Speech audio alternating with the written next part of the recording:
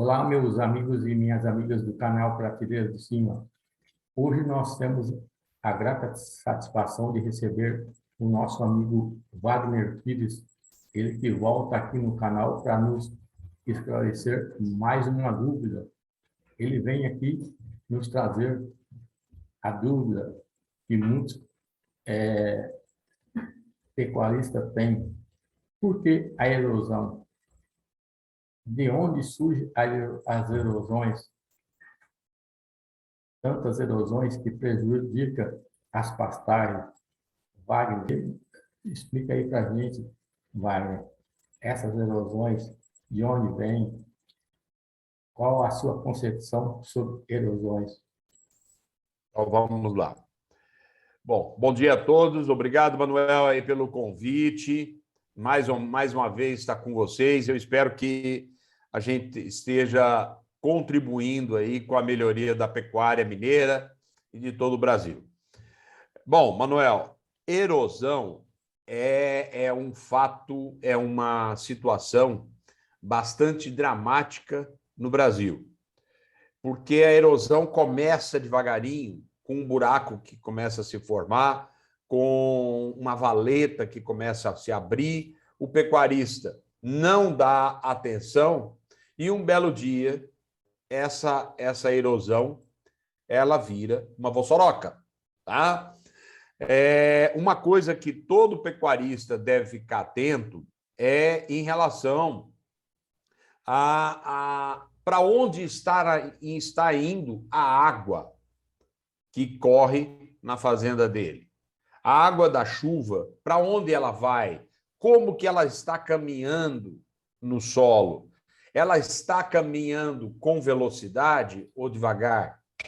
Quando chove, pecuarista, normalmente, todo mundo vai para debaixo de um barracão e se esconde da chuva. É muito importante, de vez em quando, o pecuarista caminhar durante a chuva para observar como é que está sendo o comportamento da água. O certo é que a água caia no solo e ela se infiltre no solo. Porém, o que acontece? Minas Gerais é tudo acidentado, tudo sinuoso. Então, o que ocorre aí? A gente tem que evitar que a água ganhe velocidade.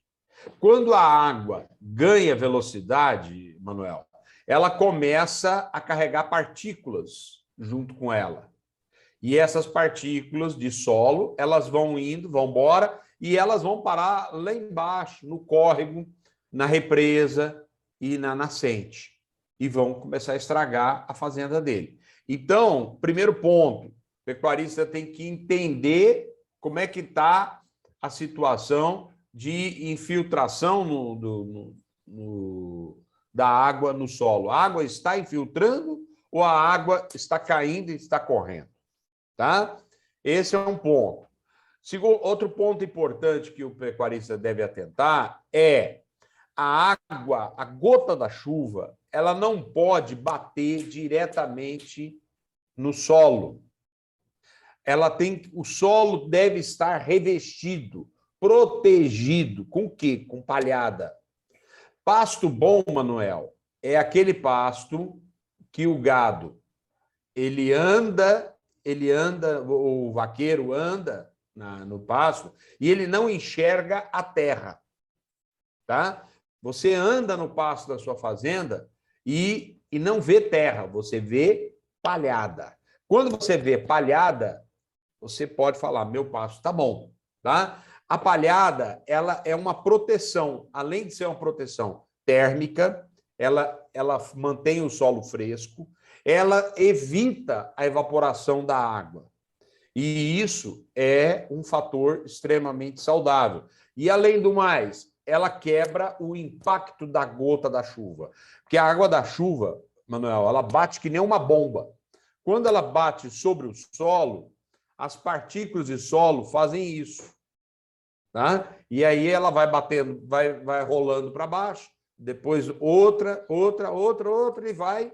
Aquilo lá vira uma enxurrada levando terra embora. tá? Então, este é um ponto. Outro ponto importante, Manuel, que o pecuarista deve se atentar, é se a água está infiltrando no solo ou não. Nós temos uma camada, a primeira camada de solo, nossa, é um horizonte muito fértil do solo, porque ali tem matéria orgânica. A matéria orgânica, Manuel, ela funciona como se fosse um pedacinho de espuma. Tá? Se você pegar um pedacinho de espuma e colocar ele numa bacia com água, ele vai chupar a água e vai ficar encharcado de água. Então, nesse solo, nessa camada superficial do solo, que tem bastante matéria orgânica, a capacidade da matéria orgânica de absorver a umidade é muito grande. E a matéria orgânica, Manuel, ela é flexível, ela tem flexibilidade. Quando o boi pisa sobre o solo, ele comprime o solo, tá? E aí a matéria orgânica absorve essa energia e depois, quando o boi vai embora, a matéria orgânica se expande novamente e o solo volta à sua condição normal. O solo tem que ter poros. Entre uma partícula de areia e de argila, existem os poros, que é por onde a água corre e o oxigênio passa. Tá? As plantas, elas respiram pela raiz. E esse oxigênio está lá dentro da terra também. Tá? Muito bem. Se o teu solo está compactado, a água não encontra caminhos para descer. Ou se ela vai descendo muito lentamente. E à medida que vai diminuindo a matéria orgânica, ela vai descendo mais lentamente ainda. Então, o que acontece, Manuel? Quando chove, a primeira camada do solo, rapidamente, ela se satura de água. A partir desse momento que ela saturou, não entra mais. E a água começa a cair e começa a descer e ir embora.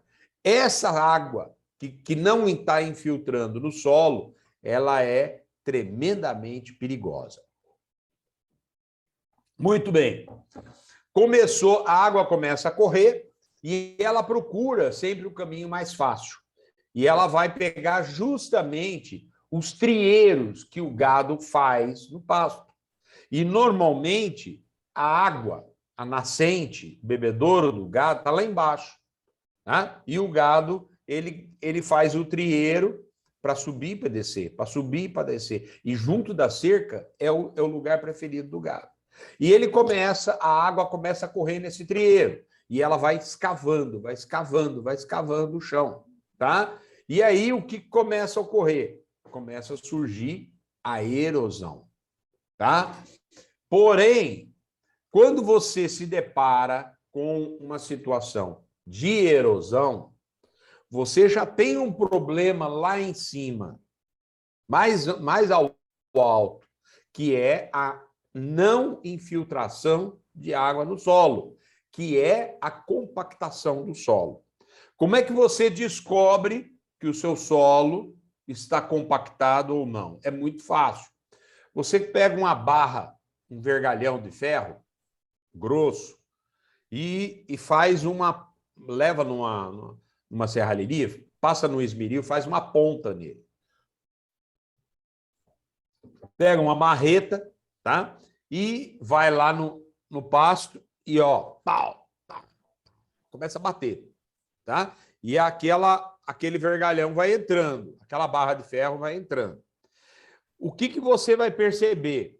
Quanto mais você bate, mais duro vai ficando.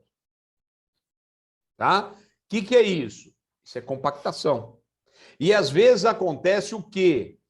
Você tem uma fase fácil, que é o primeiro horizonte, depois fica duro e, de repente, fica fácil outra vez.